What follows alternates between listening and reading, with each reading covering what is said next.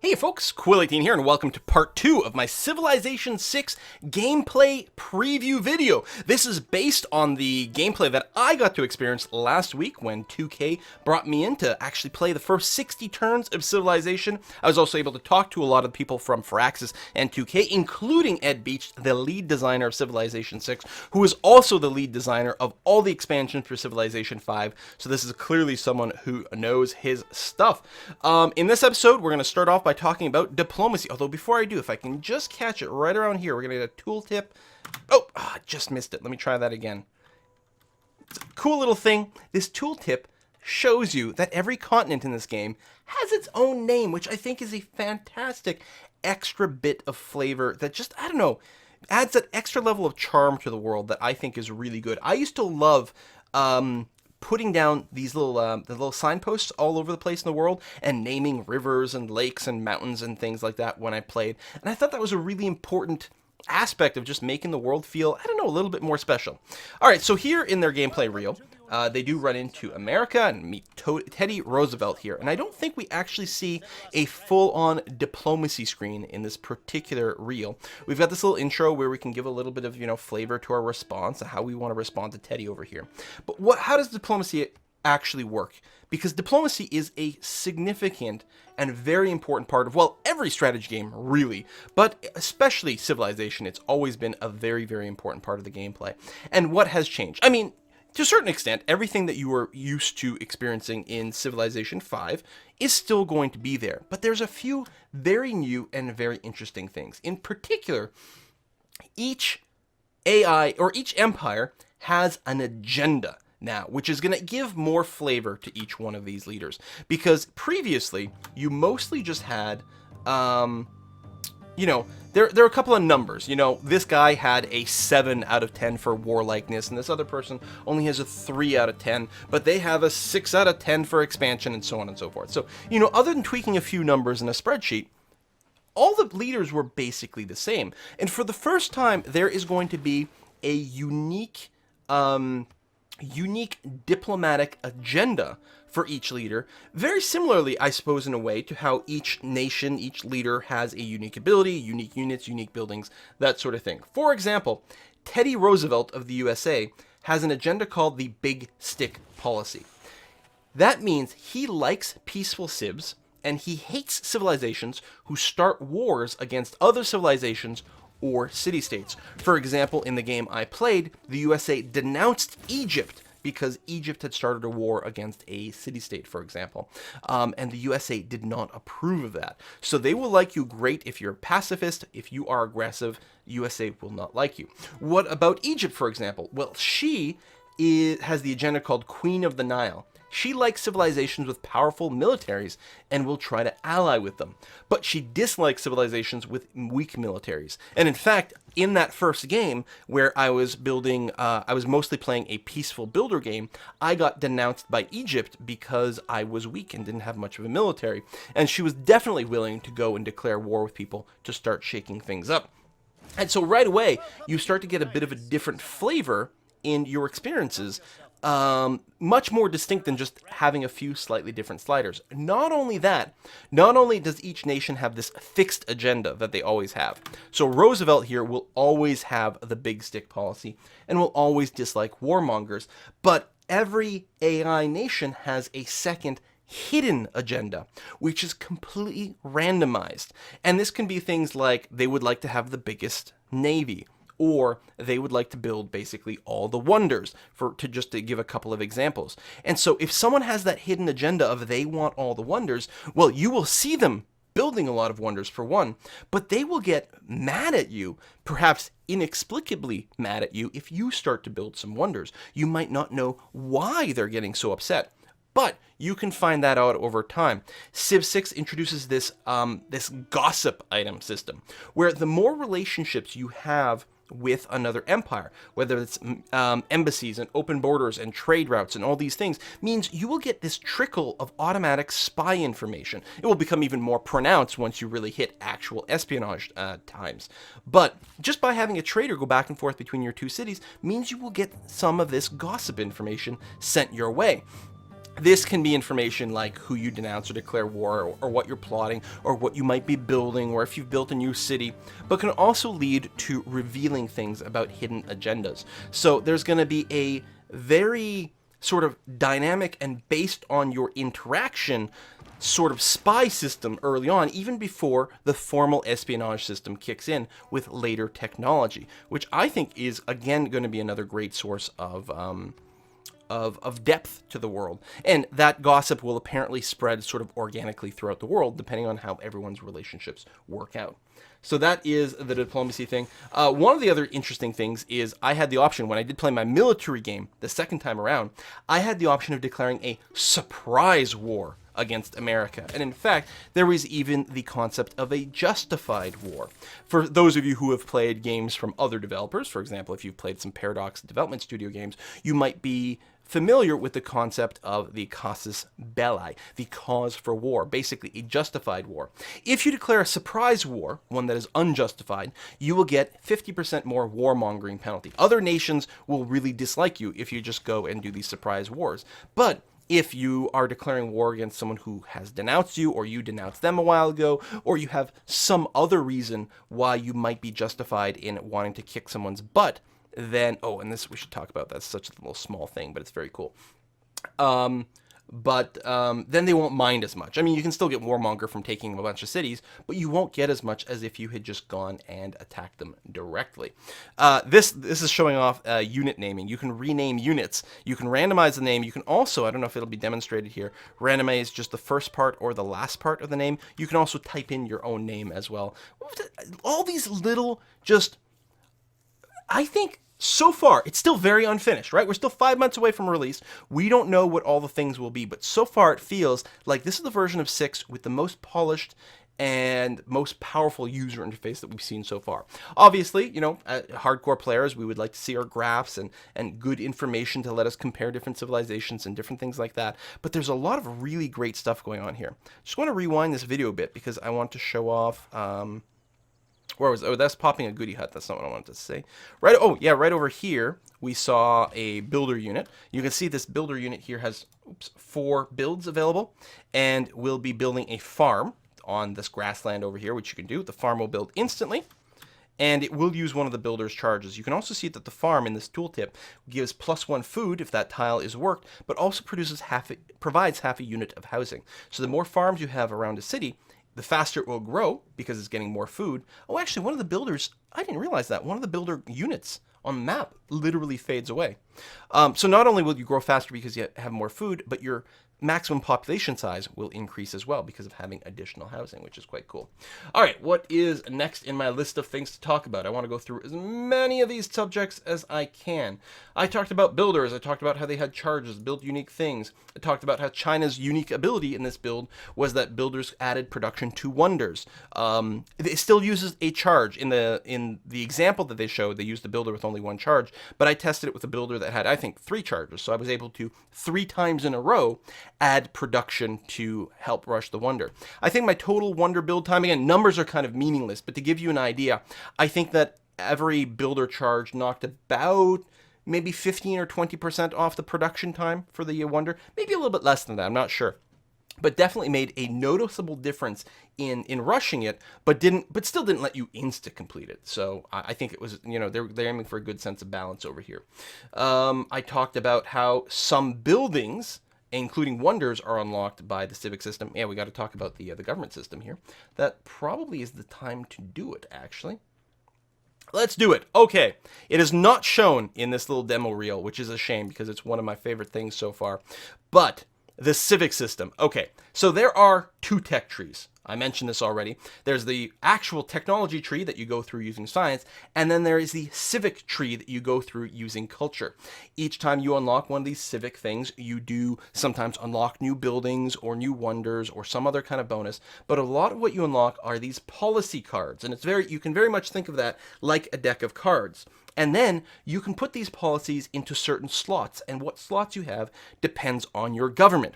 When you start off the game, you are a chieftain, is your government type, or chiefdom, perhaps.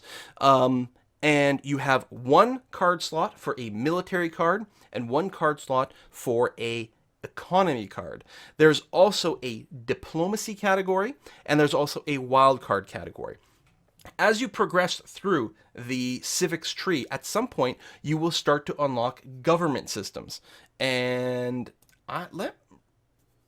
okay, yeah, I just had to verify that I had my information correct here. There is a civic that you get early on that unlocks 3 new government types that you can replace your chiefdom with. There's I don't know if these names are correct, and they're probably likely to change. But there's like the classical republic, oligarchy, and autocracy. And in addition to getting a certain bonus just from the government itself, for example, the republic will give you more amenities and more great people. I think autocracy gives you a bonus to melee strength and combat experience, and I think oligarchy gave a bonus to yields in your capital, as well as a bonus to wonder production, right? So right away you start to get a bit of a sense of what they're there for. But in addition to that, they have a slightly different number and configuration to their policy card count. For example, the Classic Republic, which is obviously intended to be a relatively pacifistic thing, has no card slots for military cards, and instead has 2 for economic cards, 1 for diplomatic cards, and 1 for wild cards. And again, these things are likely to all change. Whereas I think it was Oligarchy had 1-1-1, like 1 of everything. So 1-1-1-1. And Autocracy, which was the military one, was like 2 military cards, 1 economic, 0 diplomacy kind of thing. So you get this incredible sense of theme going on with each government choice. Now, what do these cards do? When you unlock one of these technologies, do we have an example of popping that up? Not the writing one. It was, oh, right, it would be, was it right here? When did we pop one of those? We got a pop-up at some point for clearing one of these civics. Oh, it was after clearing the barbarian encampment. Let me just scrub to the right spot over here.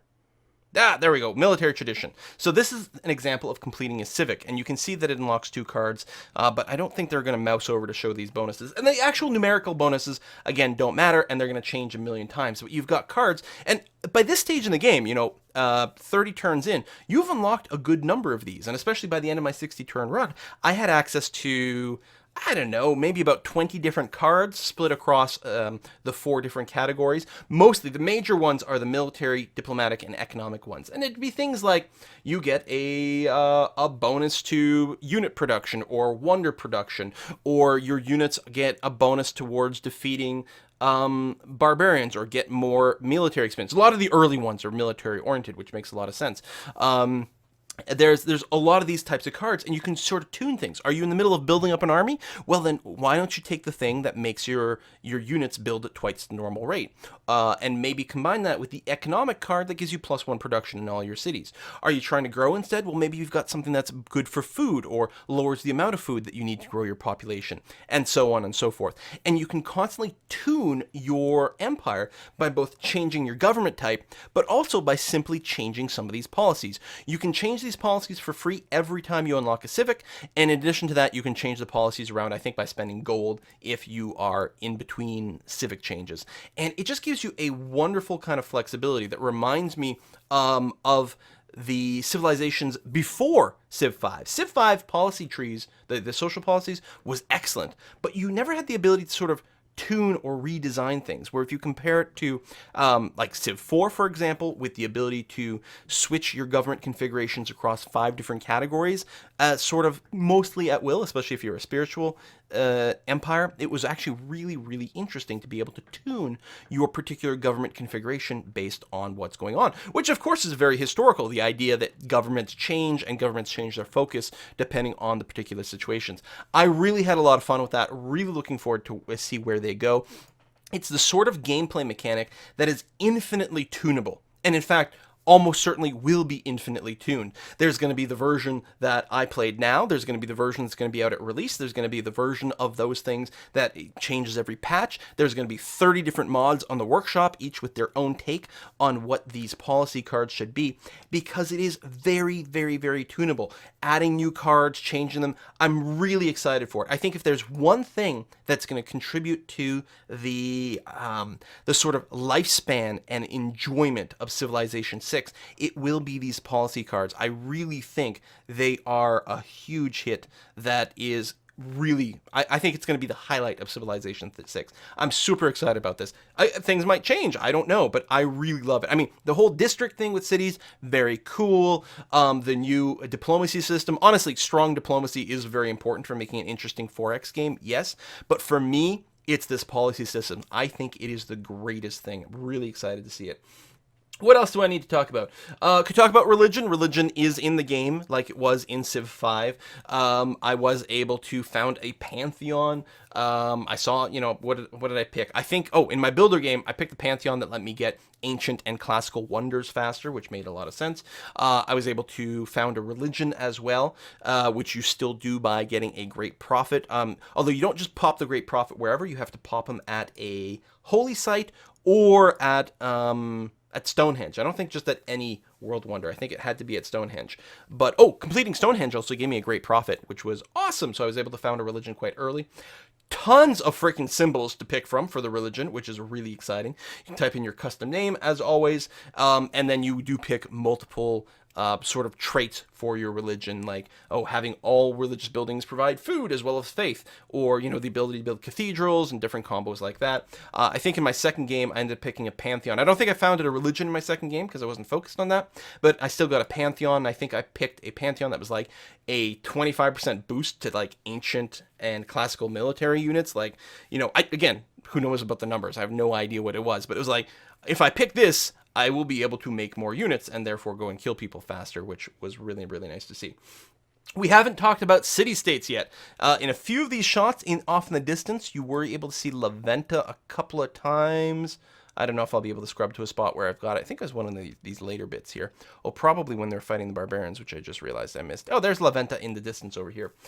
City-state diplomacy has changed quite a bit. It's a lot more, significantly different. What you do for them is you send them envoys, and you can unlock more envoys by having various things, I don't know, technology, buildings, something like that. That's not something that we saw very much because it's something that happens a little bit later, but I was able to I had about 2 envoys going, and you can assign them to a city-state, and by assigning them there, they don't, there's not an influence meter that goes up and down over time like there was in Civilization 5. Instead, it's like, if you invest 1 envoy in La Venta, you will get bonus faith in your capital. If you invest 3, like a total of 3 envoys in La Venta, like this, which is a religious city, you will get bonus faith in all your holy site districts. If you go to like 6 envoys or something like that, then you'll get even more faith, one of these types of things. And then at a certain point, you develop your vassal suzerain relationship, where La Venta is basically subservient to you, and then you get even further bonuses there. But you've got the idea that you assign these envoys there in a city, and they're there, and you can apparently you will be able to reassign them, to shuffle them around. It's not unlike how you might assign spies in Civilization 5 to a city-state. Except instead of assigning only 1 spy and having a chance of having things happen, you invest X number of envoys to get a particular bonus from that city. Also, if you're someone who plays the Paradox games like Europa or whatever, it might feel a little bit like assigning diplomats and merchants to go in workplaces, for example. And I again barely scratched the surface of that because there was limited access to that in the early game. Diplomacy is something they've made a very good point, that they want diplomacy to feel very different as the game goes on. Early on, it's very simplistic, tribal level, we're at war, we're not at war kind of feel. Although there are some trading options, but it mostly comes down to that. And they want diplomacy to become more and more and more sophisticated over time. And I think we're really going to see that with the city-states as well. And I also think in the end, the city-state diplomacy is going to feel a little bit less sort of like grindy and spammy than it does in Civ 5. And I think it's going to be a lot more sort of, I'm just investing this here and I know it's going to be there, a certain amount of stability, which, stability can be very, very nice. Let me look through my notes here to see if I've forgotten anything. With city-states, the idea is that quests might earn you envoys as well. For example, like same as you might find in Civ 5. I really don't know what these will be. Zero idea. But for example, you might be used to in Civ 5, you send them a trade route, or you build a wonder, or you build a road to them, or something of that nature, and you would have gotten influence with the city-state in Civ 5, well, what might happen here is by completing certain quests, you might develop envoys with a city-state in some fashion. I don't know if it's permanent. I don't know this. We don't know anything about this at this point.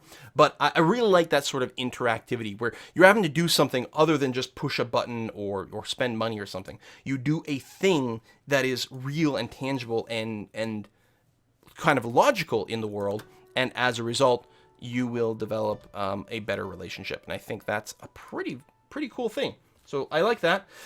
I think that might hit the end of the notes. I haven't talked about the specific military units because, again, anything regarding numbers and bonuses and things will change dramatically. If you've looked around, you have seen archers, you have seen workers or warriors, you've seen a scout, for example. You've seen so spearmen, the horsemen. There's a slinger unit, which is a range 1 type of a ranged unit that you start the game with. So even before you get an archer, you can get some slingers. I believe you can also get eureka moments for killing people with a slinger. Maybe killing a barbarian. I don't know. It might have been just anything. I'm not sure. Yeah, I'm just looking through my notes. Buildings don't cost upkeep, as far as I can tell. Again, that sort of thing might change, but that's a pretty significant design decision, right? In the long term, not having buildings cost upkeep. But I think one of the reasons in some of these games buildings have upkeep is because it's a way to try to force you to make decisions. You can't build all the buildings because you might go bankrupt. But here, it's more like, well, you could build all the buildings, I guess, but half of the buildings are really sort of these districts. And districts take up a tile on the board, so now you're having to make interesting and meaningful decisions in a different way. And I think that's really, really, really great. Trade units, I talked about that. I haven't talked about projects. Projects are basically like your old, you can put all your city production to making money, for example. You can see some at the bottom of that list here. Hold on, let me rewindify that. Right here, projects. You see Holy Site Prayers down here at the bottom. I don't know specifically what that one does, but presumably it probably changes production into faith, for example. And that's how they seem to work. As they have a build time. It's not like an unlimited job anymore. They do have a build time. While you are building this project, you are converting a certain amount of your production into something else. Presumably, and I don't know about this one, but presumably X amount of the hammers, the production that you put into this project, convert into faith every single turn. And then when the project completes, the reason it has a completion time is that when it completes, you get progression towards like a great profit. So it's actually an interesting twist that not only can you just work on something to get money or work on something to get science or work on something, again, presumably to get faith, but every so often you also get progress directly towards a great person, which feels fantastic. You'll also note with the buildings here, this pyramid, you can see it's got no suitable location to construct this. Wonders, because they are effectively like districts that have to be built on tiles, tend to have conditions as to where they can be placed.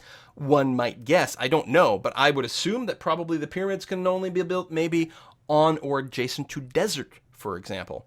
And it means that your city placement becomes that much more important and meaningful. You can't just plop down a city anywhere and build any wonder you want, right? Veterans of Civ 5 are used to the idea of a city location being good for a Petra.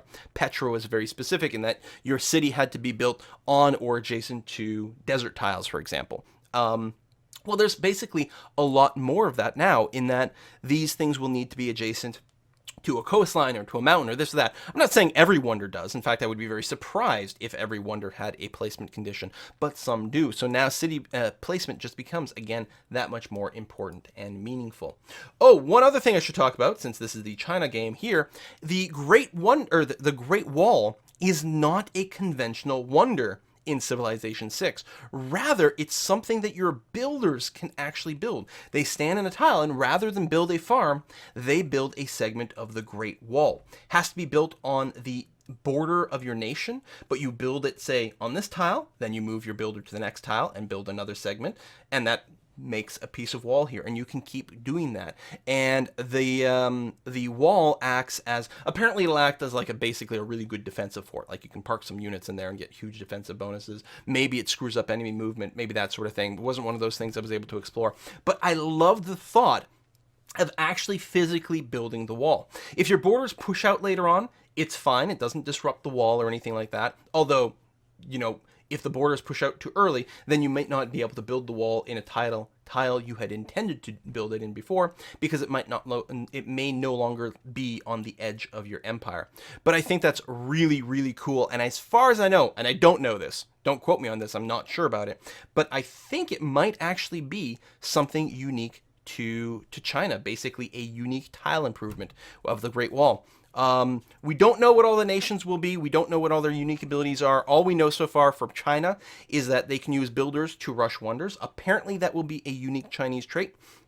Also, we know that this whole like Great Wall kind of mechanic, as far as I know, I did not see any unique units for China or unique buildings like at this time. I'm sure they're there. Whether they come later in the tree or whether they weren't implemented yet, I don't know. This is one of those things we literally have no information of.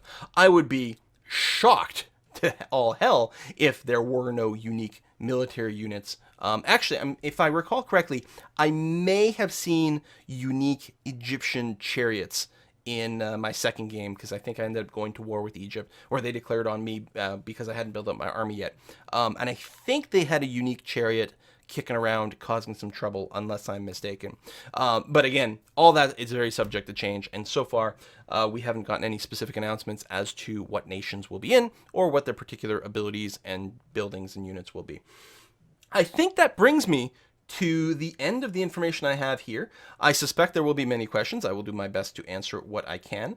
Again, I was limited to experiencing the first 60 turns, and I'm not, even if I saw anything from later on in the game, there's many things I may not be able to talk about. But I gotta say, I had a few developers from the company say that after playing Civ 6, they can't really go back to Civ 5. And obviously, they're going to say that because they work for the company and, it's all PR and whatever. But after having played the first 60 turns, I kind of believe it. I love the look of the game. I know that the screenshots they were initially released got a lot of people up in arms, but they were super zoomed in and kind of from the side. And right from the start, I'm like, I bet you this looks pretty good when you are actually zoomed out on the world map and playing the game normally. And in fact, that's what it was. Really good reactions from everyone else in the room who are there to try out the game with me. In terms of the visuals, I think they're very clear. I think they're lovely. I love the new Civic System. Love the new policy system. I love these Wonder videos. I think they are wonderful. Really looking forward to experience this new diplomacy mechanic in the late game to see exactly how that goes. I'm hoping it adds a lot of richness and complexity to the gameplay, because again, diplomacy is one of the awesome cornerstones of all of these 4X games. The combat seemed great. Very, very similar to Civilization 5. There's a couple of tweaks in the movement rules that will be a little bit new in terms of entering terrain when you may or may not have the movement cost for it, but mostly it's all the same rules as Civ 5. Oh, I didn't talk about unit linking and combining yet. So Civ 6 is still 1 unit per tile, but they have added in the concept of support units. So in Civ 5, yes, it was 1 unit per tile, but it was really 1 military unit per tile. You could have a worker, so this is a builder, for example. You could have a worker and a warrior in the same tile. That was fine. But you couldn't have 2 military units, or you couldn't have 2 non-military units either in the same tile. But in Civ 6 here, not only is it basically the same. You can't have 2 military units in the same tile. I'm not sure if you can have 2 builders in the same tile or not. I didn't get a chance to test that. But when you do have 2 of these, like a military and a non-military unit in the same tile, you can link them to each other. And that is very, very handy, in particular early on, with a settler. You have a settler and a warrior in the same tile, you link the warrior to the settler, and then as you move the settler, the warrior just moves along with it. Mechanically, it doesn't do anything, right? Having a settler and a warrior link has no impact on combat as far as I know, but they move together, which is very convenient. But later on, there will be other units, like there's a battering ram unit that isn't a military unit by itself, but is meant to be linked with other military units, and then give bonuses to that unit as well. I think the battering ram may have given bonus to adjacent units as well when it comes to attacking city walls, for example. So that's the sort of thing that we're going to see. I've other than the very, very brief encounter with that battering ram unit, have no experience with these other support units and what might come. But they've mentioned things like the idea of an anti-tank unit, right? So you have later on, I don't know, you have your infantry or your Marines or something like that, and you attach an anti-tank support unit to that army, so that way they'll get presumably a bonus when, I don't know, attacking and or defending against tanks, maybe or maybe not giving adjacency bonus to your other units as well, and we'll be adding some interesting depth and complexity to combat, which I'm definitely looking forward to. Anyway, that does bring us to the end of this look. Again, 60 turns, quite early on. So far, really, really, really loving what I see. You can absolutely expect more Civilization 6 coverage as more news comes out. It will be on my channel for sure. And of course, until then, we'll be continuing to play the classic civilizations, especially Civilization 5. Thanks for watching, and I'll see you next time.